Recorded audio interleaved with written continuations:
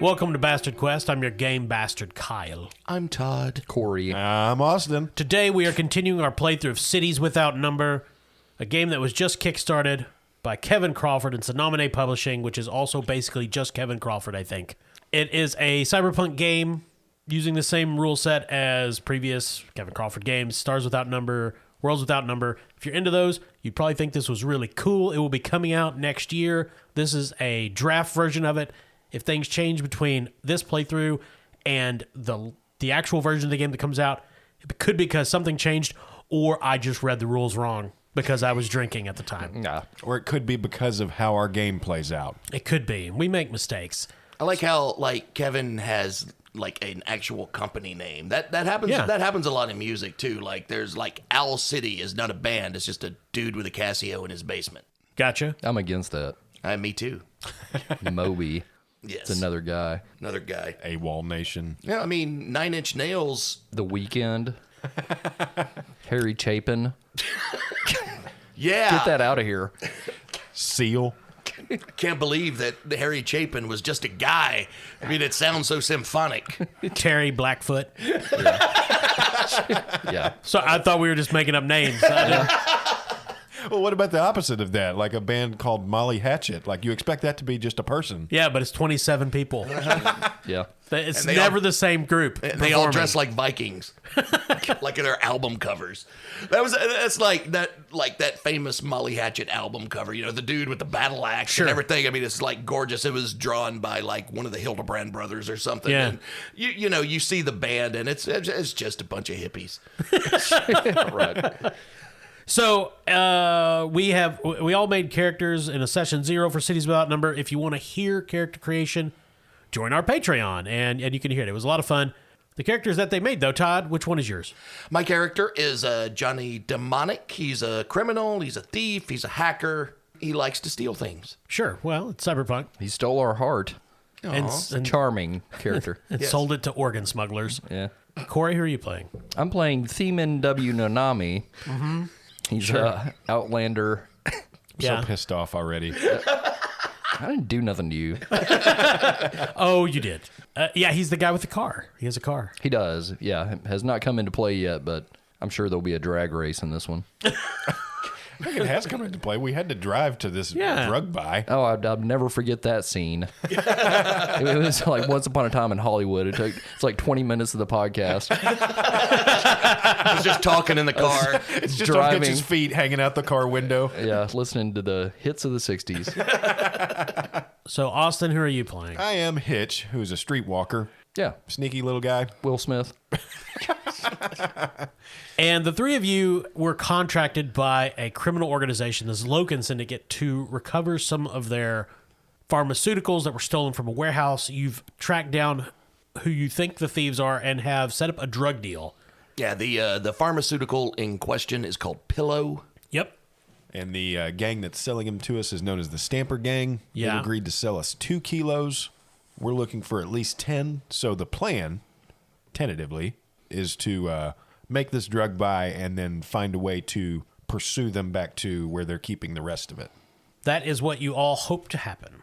So the deal is going down in the Upro Foundry, which is this derelict steel mill in the center of Boz K. The block is shaped like a U. There's this dead-end street that goes straight into the middle to the old office complex at the center of the foundry. This is cyberpunk, so it's, of course, multiple 10 stories of rusted steel, clinking chains, darkness, dripping water, graffiti just in odd places, rats scurrying, and you guys are in a dilapidated, water-damaged office space. It sounds like every heavy metal video from the 80s. Yes. Or Meatloaf. Another guy. Yes. You're in an old conference room. The table is still relatively intact, but most of the chairs are either missing or dismantled. The Stamper, I guess, sales guy, so to speak, is on the other side of the table.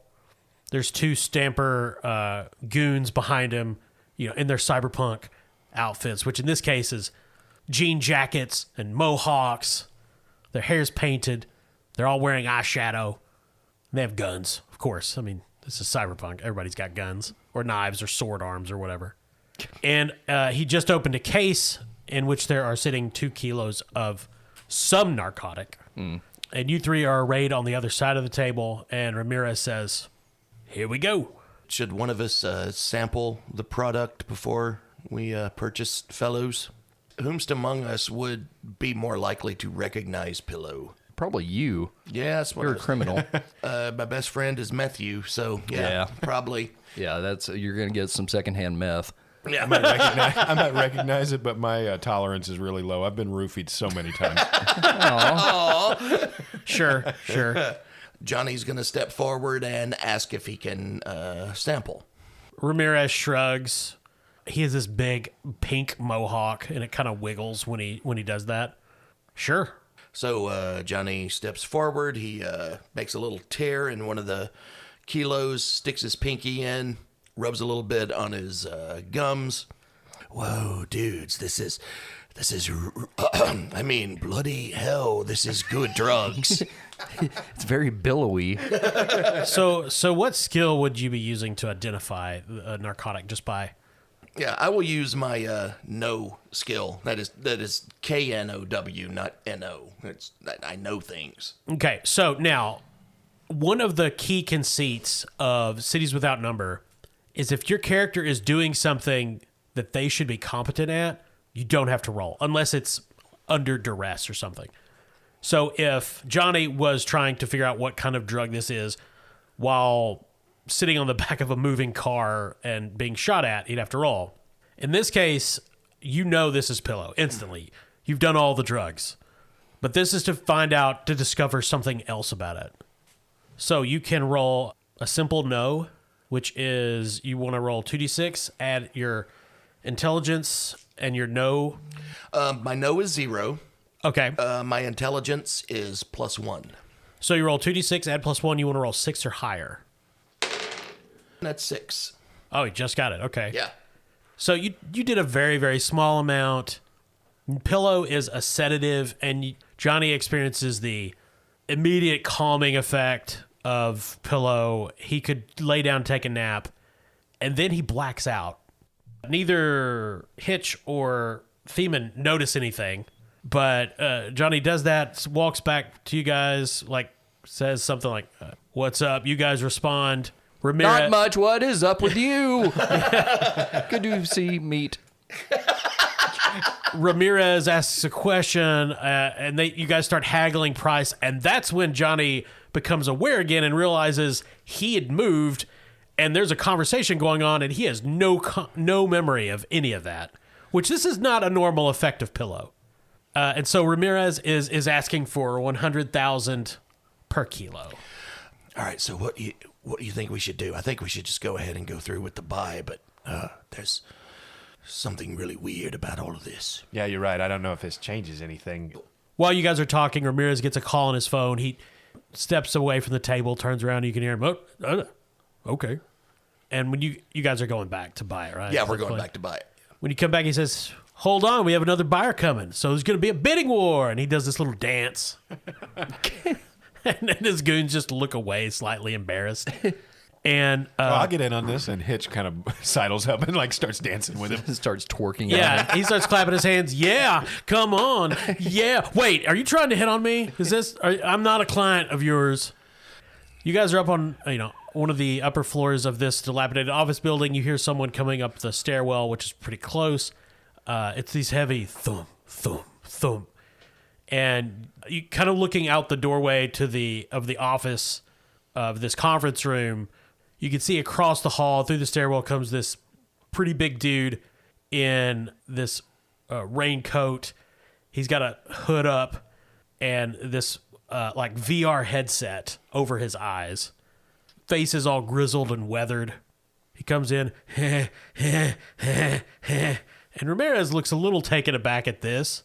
And he says, "So, well, okay, you're the other buyer. We've given a price of $100K per. Are you going to beat it?" This big dude just, "Brother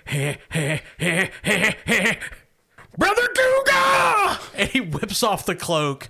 He's covered in spikes and knives. He's got this VR headset on. You can just see light flashing behind it. and this drug harness and pieces of body armor. But beneath all that, What's a drug harness? Yeah. it's feeding drugs into his system. Oh, okay. So like Bane. Yeah. Yeah. Gotcha. He must be a fisherman.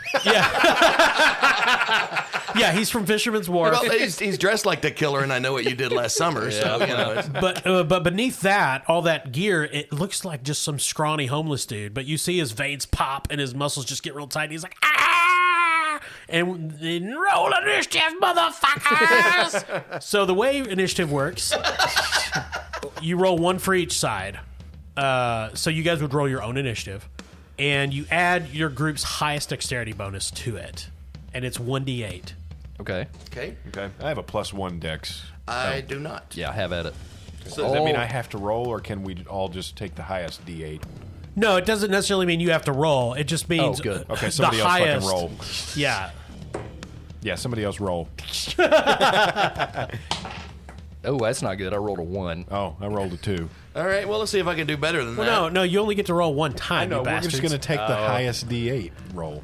No, that's Yeah. not how it works. Oh, okay. Well, I rolled a 2 first. You so guys fuck off. roll 1d8 for your entire side. We can play our own fucking game. You can, but I'll just ignore it. Yeah. Okay, well, then our initiative is 3.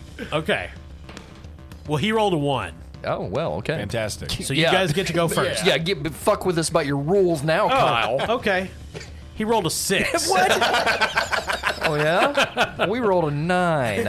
No, he didn't. Yeah, okay. No, he rolled a 1. So you guys go first. This dude is like knives shoot out of the arm braces on his armor. He's screeching. Obviously, he's going to attack. Yeah. And he's going, Googa! Googa! Guga. Yeah. Okay. All right. So Hitch has been around enough aggressive and frustrated men to know At Fisherman's Wharf. Yes. to know when a situation's about to go bad. Oh, were there So some he- red flags you picked up on? Yeah. So he's remarkably fast on the draw. This guy's just And a he walking. pulls his light pistol and tries All to right. shoot at the dude's head. Okay. Now, are you making a called shot or is that just flavor? Explain called shot again? Well, like if you wanted to shoot him literally in the head. I do. Well, I know you want to kill him, but like if you're specifically aiming for the face. Oh, okay. No, I'm just going to try to shoot him. Send him Yeah, ass. gotcha. All right. I have a shoot skill of 0, but I have a ranged attack bonus of +2. Okay, so 2d6. All right. That's a 12. So Hitch's shots go wild. What are the other two of you doing? Remember, you guys all go at the same time. Oh, that wasn't enough? No. Oh, shit. Jesus. Johnny is going to draw his light pistol and give it a go. Okay. I rolled a 5. So again, as with Hitch, Johnny just panicked and just firing wildly, bullets blasting through the thin sheetrock of this office. Corey, what's Naname doing? Theman shouts, "On guard, porcupine man." Guns are not working out so far. No, to clarify, Kyle, is this his AC that's causing us to miss? Yeah. Okay. Okay. And you guys suck. Okay. Oh, wait, we fucked up.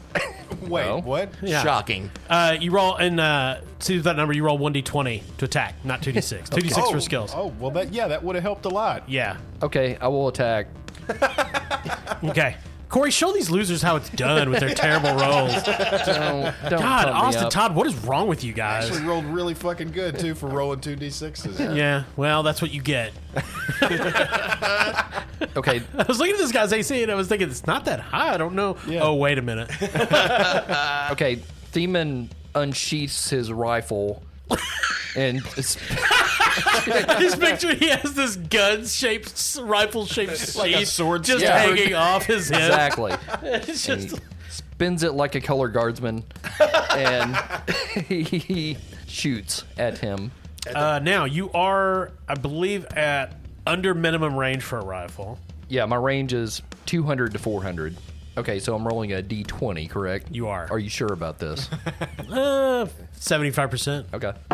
And I do have the shoot skill, so I wasn't rolling with any penalties, but I got an 11. Yeah, bullets are bouncing off this guy's armor, ricocheting all around. Strong carapace stopped bullets. I think Spike should also have to roll with 2d6s. Oh, that's an interesting thought.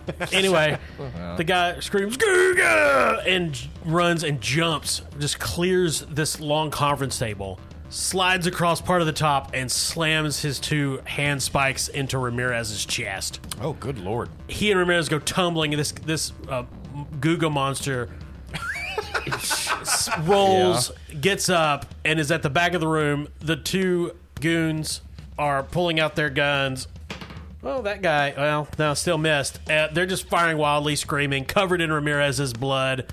And back to the top of the round, and you roll initiative each round. Oh, okay.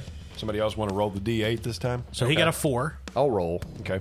So I get Austin's +1? Yes. Okay, I got an 8. Nice. Nice. So you guys go first. Okay. Guga! Corey, you're the one that rolled it. Do you want to take this one first? Okay, attack time. Well, got a 7. Yeah, you're firing like mad. This mismatched armor, like every one of them is deflecting a bullet. There's like that sheetrock dust starting to fill the air. Johnny's gonna do something a little weird. Okay. Like Pilates. He's going to slam his face into the pillow. Well, no, I'm going to get a handful of the pillow and try to like smush it into Sharp Boy's face. Nice. So you'll cross the room, grab up a kilo of the pillow. No, just reach in and grab a handful. Well, I mean, it's still in like the plastic. Oh, okay, yeah. Right. It's not like just a pile of it. You'd have to. You just cut off a small corner and get a little sample. Yeah, I'll pick up the whole kilo. And then just Ramirez is dead, so who gives a shit? True. And you're going to Probably his family.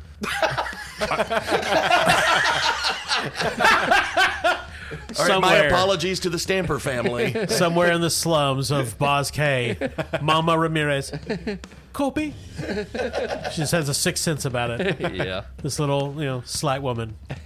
Then she gets hit by a car. No. Okay, Yeah, and so we forgot to engage the parking brake on my car, and it's been for 30 minutes rolling towards her rolling house. downhill. A dark day for the Ramirez family. Oh, God. Special thanks to Patreon member Colby Ramirez. Thank you, Colby. Yes. Okay, so Todd, Condolences to your dead family. and their apartment burned down. Anyway, are you going to throw it in his face, or are you going to get up and smush it? I'm going to try to smush it. Okay, so make a basic brawling attack. He raises it aloft, and he says, "Time to say nighty-night, King Koopa." Now, I'm going to say, since you're trying to, specifically smush it in his face, you have to do a called shot. Okay. Otherwise, you just hit him with a bag of drugs. Right. Which probably would not have the desired effect. Kyle, I will say I do have the punch skill, which I'm kind of sort of throwing a punch just with a kilo. Yeah, you can use your melee combat stuff. Cool. That's perfectly fine. We'll just say there's a -2 on it since you're trying to hit a specific area. Okay. But his melee defense is lower than his ranged. So you're trying to hit 12 or better. 14. Yay, drug punch.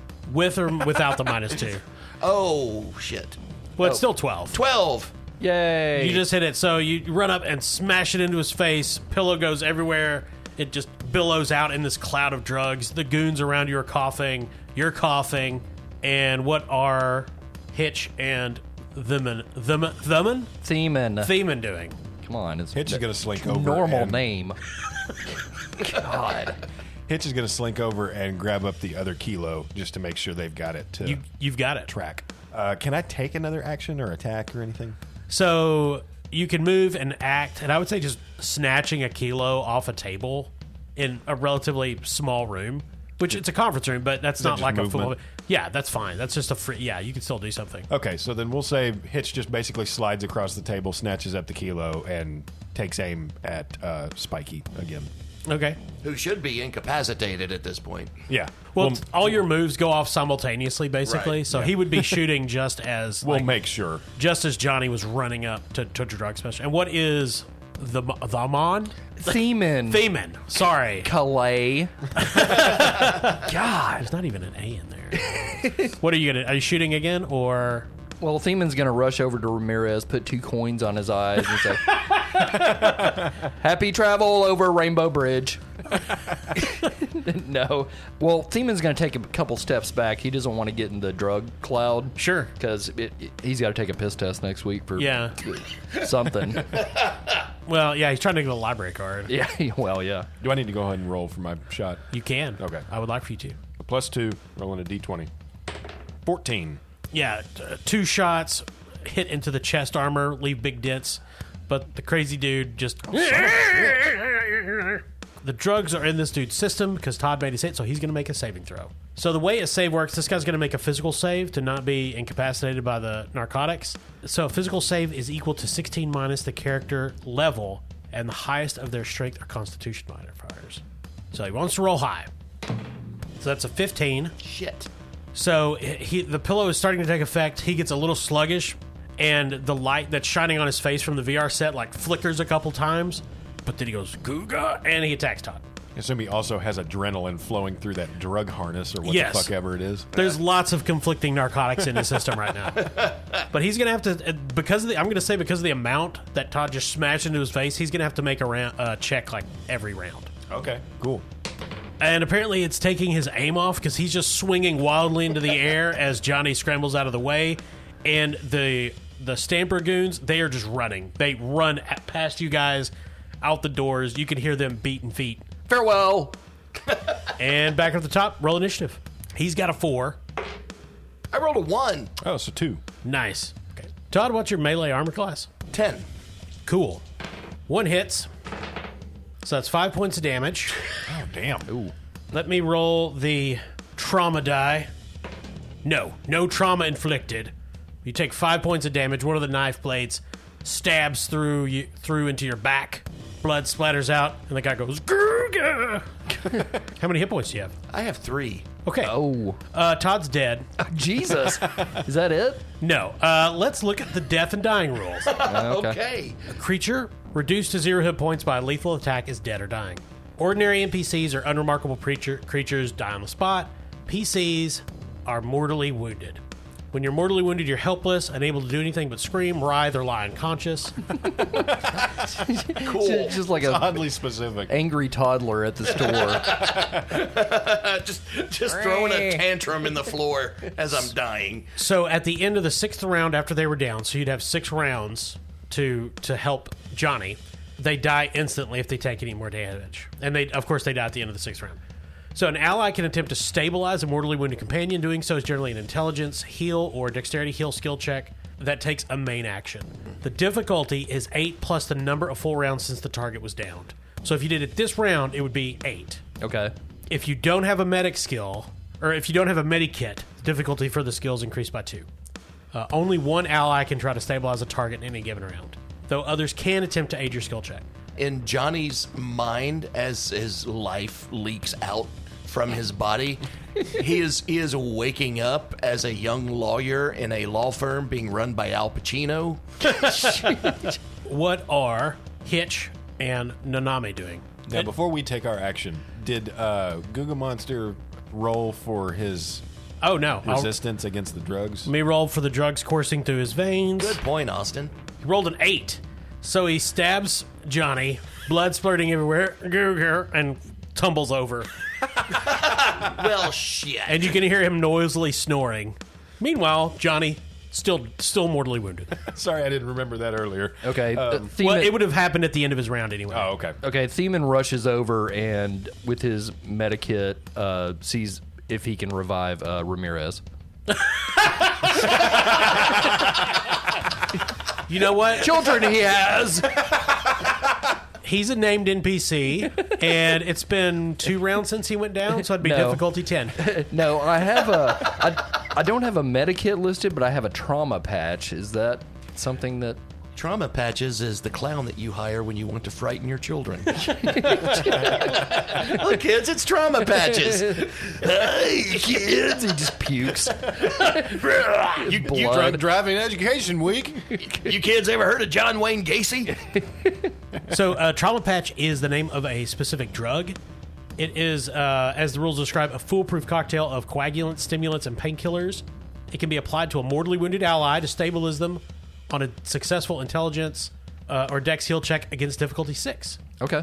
So it's actually easier than it would be if you didn't have it. Okay, I will do that with Johnny. Okay, so yeah, just roll a intelligence or dex/heal. Okay, I have +1 in intelligence, so I'll use Yeah, that. I assume you don't have heal. I don't, so does that mean -1? Yes. So it just evens out. Yeah. Am I rolling a d20? This is a skill, so it'd be 2d6. Okay. That's a 10. Nice. Yeah, you inject him. What's it? Do you want to describe what this looks like when you're bringing him back from the brink of death? He's got a big stab wound in his back. Yeah, it's pretty much like that scene in Pulp Fiction when they bring back Mia from the heroin overdose Gotcha. directly to the heart. And more blood shoots out of the wound on his back because you did absolutely nothing. Hitch faints. So you guys bring back Johnny. Now blood is everywhere. Ramirez is gurgling his last as well. And Spiky Dude that attacked you is unconscious, or at least zoned out, probably from the sedative effect of the pillow. Can we just like drop him out a window or something? Perhaps one of you gents could rip off his VR set. Yeah, I unplug whatever tubes are pumping drugs into him as well. Sure. Yeah. Yeah, the VR headset is just like this cutesy anime stuff. Oh, He's just playing Animal Crossing. yeah, he thinks he's playing like Dance Dance VR radio or something. Right. But the stimulants going into him are hardcore military drugs. And underneath the VR headset, it just looks like a homeless guy. Okay. The drugs is what was making him strong, right? Yes. And mixed with whatever wacky VR shit he was watching. Yeah. Can we attempt to like kind of slap him awake and question him? Well, you could, except he was just given a lethal dose of the most powerful sedative in the city Okay. by Johnny Demonic. So you would have to counteract that in some way. Pillow, it makes you sleepy. I get it now. Yeah. Boom. What a great game. So, I mean, if you could figure out some way to flush that out of his system, then you could get him awake and talk to him before he dies. Or we could just see if we could catch up and follow the goons that are running back to the Stamper Gang's hideout. Yeah, I vote for that. Okay, fine. So you guys are going to try to follow them? Sure. So you guys run down a couple flights of stairs, get out into the overgrown courtyard that was probably once nicely manicured. Johnny stumbles down the stairs. Yeah, Johnny's in a bad way. You guys are staggering over to Naname's car, which, Corey, do you want to describe it again for folks who might just be tuning in? Yeah, it's a Ford Focus. Light blue. And you see the goons peeling out in a van. The bottom of it is just rust holes, right? And it might have been gray at one point. Yeah. In the distance, you see blue and red sirens heading your direction. And all of you know that is way too good of a response time for the OPD. All right, no name. This is on you. Keep up with those guys. No, Nami. Into car. Seatbelts. You guys pile in. Who's up front with Naname? Johnny would be like laying down in the back seat. I mean, Yeah. he's Yeah. Well, that's He's good. just still going to ride on the console. He's Oh, okay. Johnny's Mr. Orange back there. Well, it's good because like- the seatbelts in the back don't work. Oh wow, dudes! I'm really feeling really cold. I'm feeling positively knackered. You're going to be okay. Say the goddamn words. So, Corey, has Naname been involved in a lot of chases? Yeah, he chases like rabbits out in the desert. That's what he practiced on. Okay, so Womp rats. so are you trying to subtly follow these guys or aggressively? Because they're driving pretty defensively and wildly because they're freaked out. Okay. Yeah, I mean, I guess we want to follow them back to their headquarters. Sure, So I don't. Do they know we're following them? you have no idea. So I'd say we got to kind of keep it incognito. Well, we could call them and see if they know. Yeah. Okay. I'll secretly follow them. Okay, roll your drive plus your dexterity. I guess there's no way for us to assist in cases like this. I mean, probably not, but if you have a really good idea, it could be. Well, I mean, I don't know if I can apply this to help, but I do have sneak as a skill. Not in this case, no. Okay. Someone work pedals. Wait, is Naname, is he 3 feet tall? Is he like, Yeah. just stands in the seat? No. He's actually two dudes stacked. Master blaster. So drive is what I'm going for here. Yeah. So I rolled a 6 for them. Well, Okay. technically a 7, but they don't have the driving skills. So Okay. So this is essentially an opposed roll. It is. Okay. I have a 1 in drive, so it gives me +1. It does. Okay. Do you have any dex bonus? No. That's a 8. Nice. So they peel out, get out of Uprow Street, which is, just loops around in the foundry. They're driving like like madmen, dodging in and out of traffic, just speeding up for yellow lights. Naname pulls out, uses his turn signal, and just keeping them in sight, but driving very, very safely because he's a professional. Yes. They start speeding up, heading up towards the interstate. You'll need to keep pace. So, driving test. And meanwhile, you see cop cars come screaming in. You hear the roar of a drone, a police drone above you as well. And you can see the light shining down on the streets. People start heading for cover. They rolled a 9 that time, which is going to go down to 8. Okay. Because their driving, again, is not that great. Hitch, shoot drone. That's 8. Nice. So Okay. players win ties, right? That's right. Players Cool. win ties. Yeah, I can shoot down the drone. The car speeds up. You slam onto the on-ramp, get up onto the... Well, it wouldn't be an interstate, but it'd be a major highway because there are no states, of course. Cyber Road. Cyber Road. Are you going to shoot at the police drone, which is following your car? It is directly following us. It appears to be. Okay, yeah. So that's a range +2.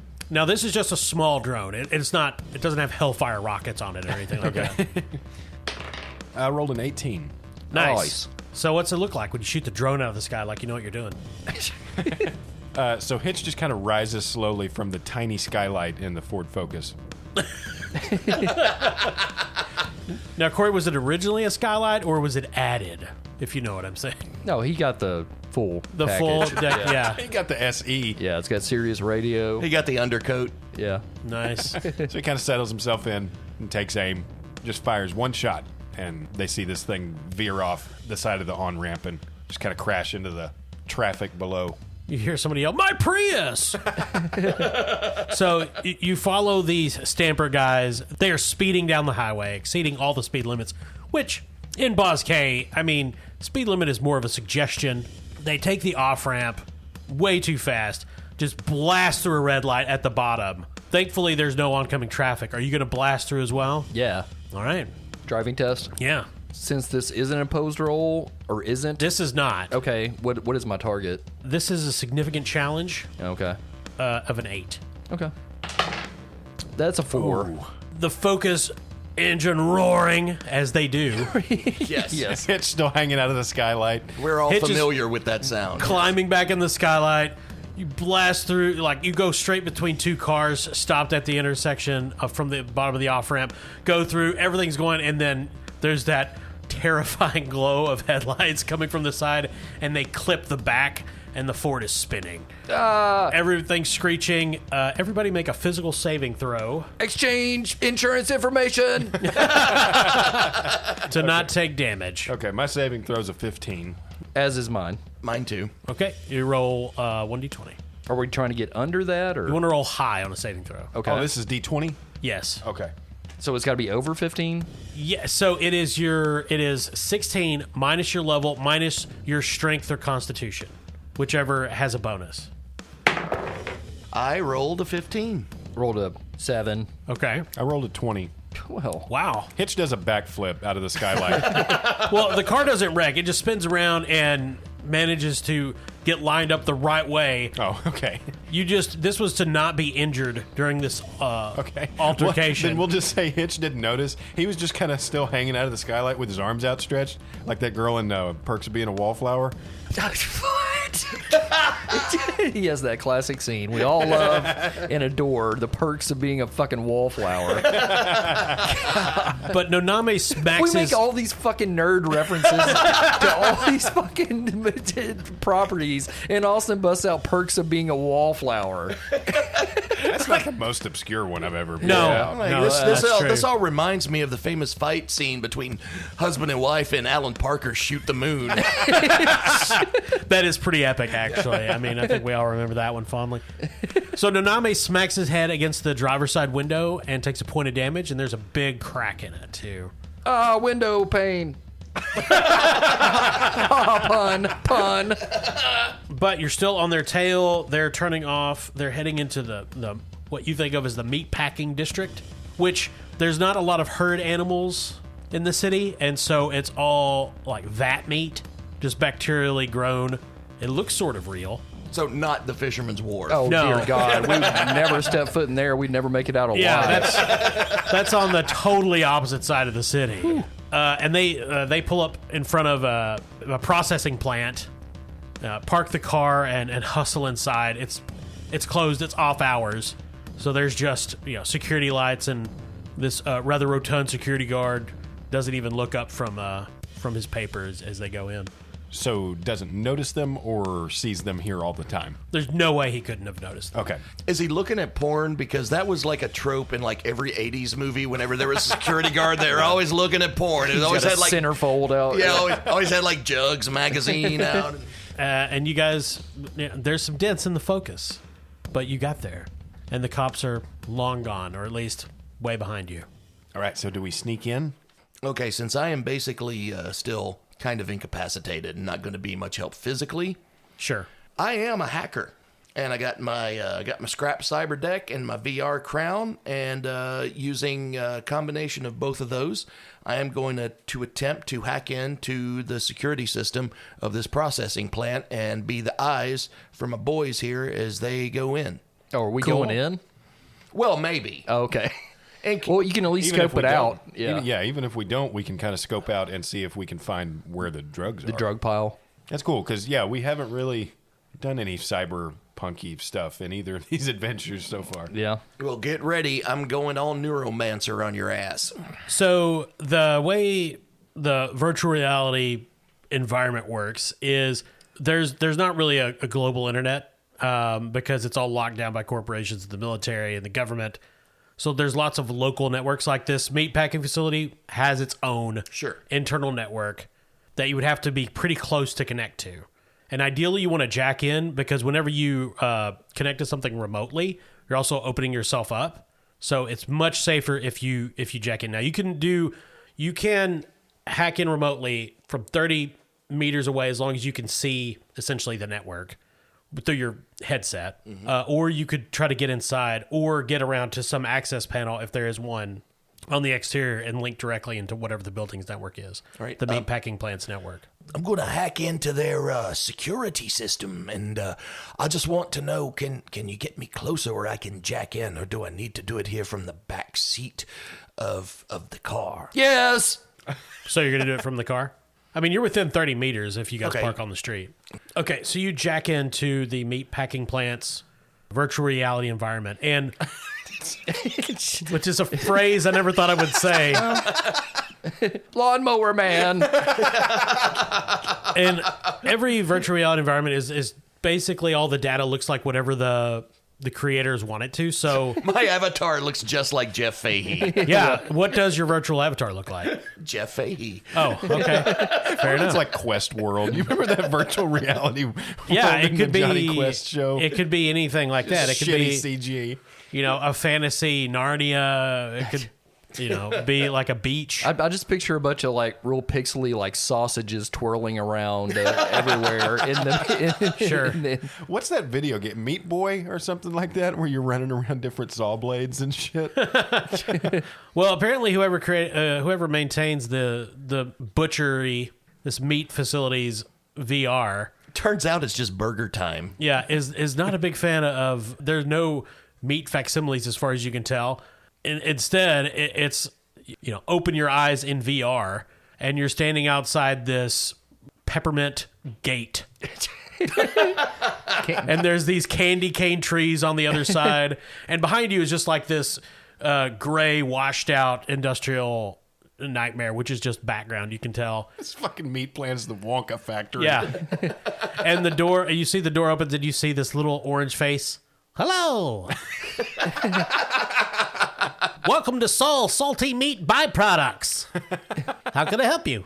Now, Todd, Johnny knows that this is just some basic watchdog program. This is not a real person registering his entry. Johnny looks down at Saul and whips out his cyber gun and shoots him in the head. Oh, God! So you're trying to take control of the system, I assume? Yes. So that's going to be a hijack. So that's a -1 to your skill check modifier.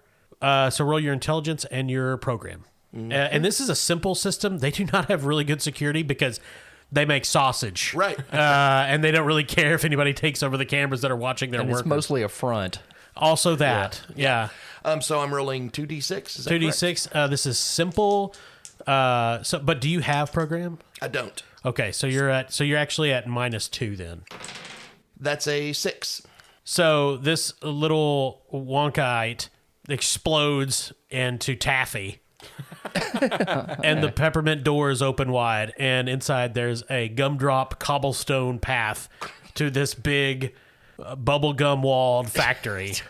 You go inside, and it's all these little trolls. We make sausage. Yes, we do. We make sausage. How about you? And they just do that over and over, except they're all looking at cameras, and through the cameras you can see the feeds of like people cutting open carcasses of this vat-grown meat, like bacterial blood splattering everywhere.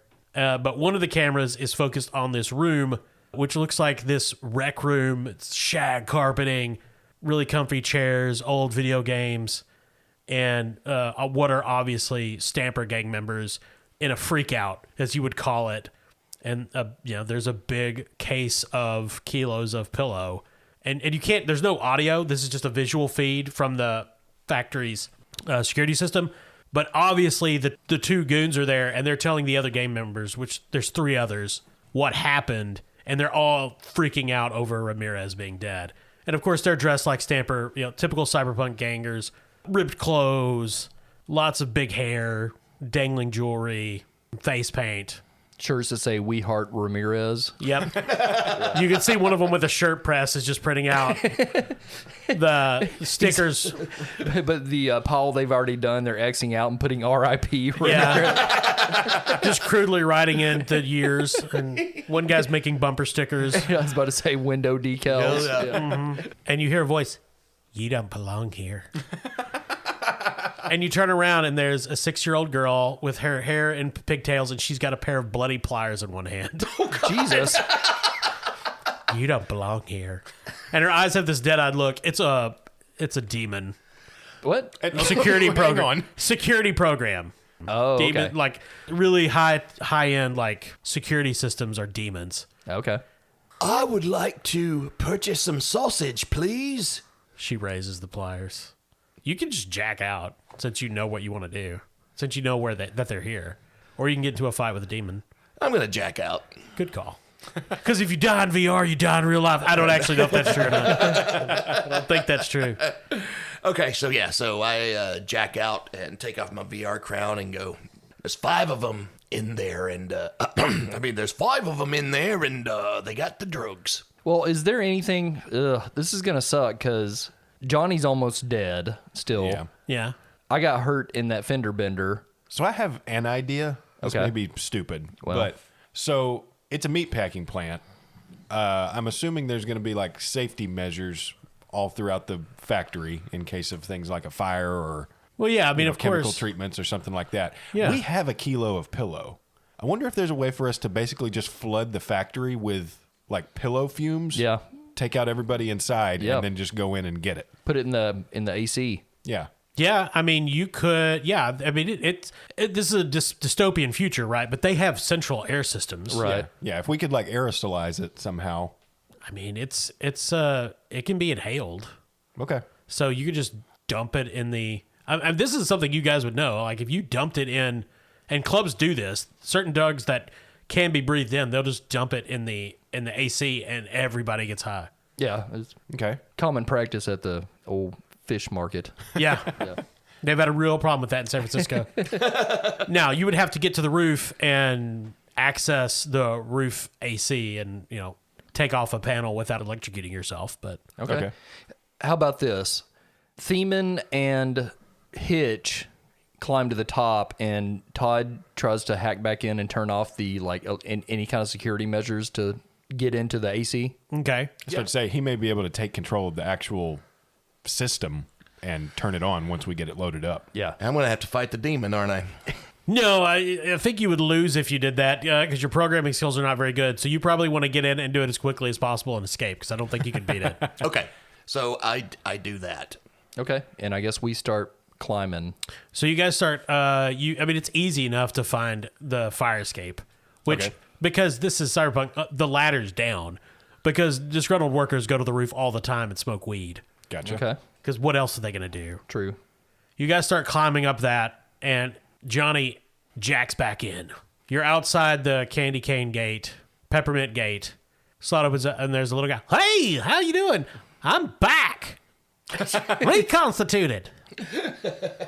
Hello. Hello, little friend. Don't suppose you could point me in the direction of the security switch now, could you? Yep. Just through them doors, but I can't let nobody in. Johnny once again draws cyber gun, shoots. Okay, roll your program. That's a 2. So the shots don't kill him immediately. They hit him in the neck and the chest, and he's just gurgling, network alert! Network alert! And the bubblegum walls of the factory start blinking, like going from different shades of red, and you hear somewhere a siren going off, and you realize you're hearing with your meat ears that there's some siren going off somewhere outside. And you guys don't hear a siren climbing up the roof, but you do see, like, the security guard is outside the car. Oh. And, like, his phone is ringing, the security guard's is, and that's what Todd barely perceives in his VR state. And you guys are up on the roof, and you're seeing all this, and the security guard is banging on the rather large security guard with an ill-fitting suit and tie is banging on the window of the Focus.